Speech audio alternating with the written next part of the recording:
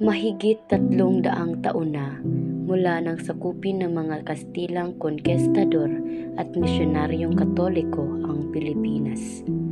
Nagmistulang batas ang kanilang mga salita na sinunod ng buong kapuluan. Ang sinumang sumuway ay malupit na pinapahirapan at pinapatay. Ito ang 1872 Cavite Mutiny. Layunin ng mga Pilipino na patalsikin ang gobyerno ng Kastila dahil sa puwersahang pag-alis nito sa kanilang mga karapatan at mga pribilehiyo bilang isang manggagawa sa arsenal. Sumusobra na sila. Pati ang ating mga buwis ay pilit nilang itinataas. Na rin ang ating pribilehiyo ay pilit pinapaalis sa atin ng mga Kastila. Kung kaya't lalaban tayo para sa ating mga karapatan. 12 ng Enero sa taong 1872, naganap ang pinakamahalagang pag-aalsa sa kasaysayan ng Pilipinas, kung saan naganap ang labanan sa pagitan ng Pilipinong manggagawa sa arsenal laban sa Kastila sa bayan ng Cavite. Para sa karapatan namin mga Pilipino manggagawa! Para sa magkakapantay-pantay! Patayin lahat ang Indio!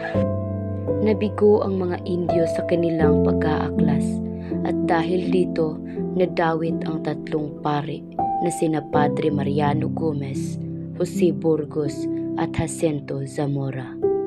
Ang pag-aaklas ay pinaghahandaan ng mga Indio upang makabuo sila ng hari at yun ang mga pari. Kaya hindi natin nahahayaang amuno mga paring to. Kailangan nating patayin ng mga paring to. Inakusahan ang 3 pare na sina Padre Gomez, Burgos at Zamora bilang isa sa mga nag-udyok at sumuporta sa pag-aaklas ng mga Pilipinong Indio laban sa mga Kastila. Ika-27 ng Enero sa taong 1872, inaprobahan ni General Rafael Izquierdo ang parusang kamatayan sa 41 Indio, kabilang na dito ang 3 pare.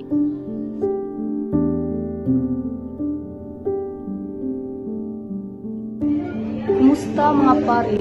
Ako po si Rudit Concepcion. Ako isang tagapagbalita mula sa La Capilla Soledad. Ako po'y narito tungkol sa pagsasangkot sa inyong pangalan sa pag-aaklas na naganap sa Cavite. Wala kaming kinalaman dyan. Meron po akong opisyal na ulat na nagsasabing kayo daw ang nagpasimuro. Hindi yan totoo. Lahat ng kanilang sinasabi ay pawang gawa-gawa lamang. Hindi namin alam kung sino ang matapos sa mga Kastila. Tama, nagsasabi kami ng totoo. Hindi namin yan magagawa.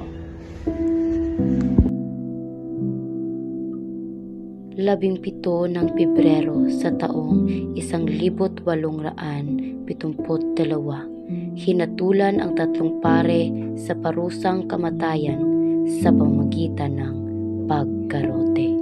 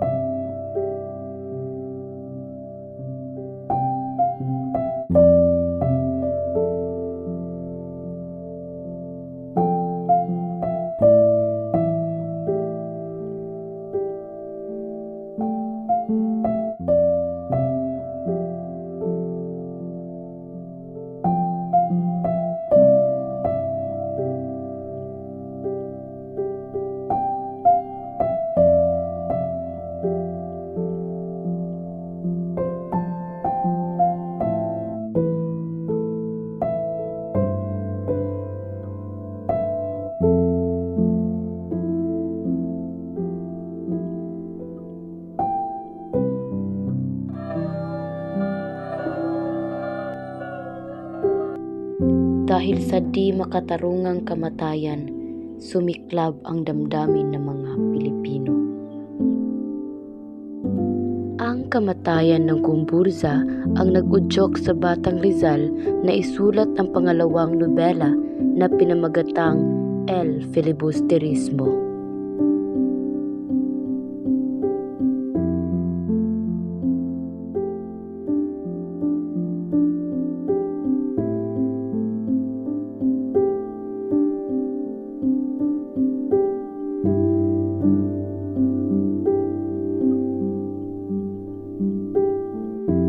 It's a wrap! ご覧いただきありがとうございます。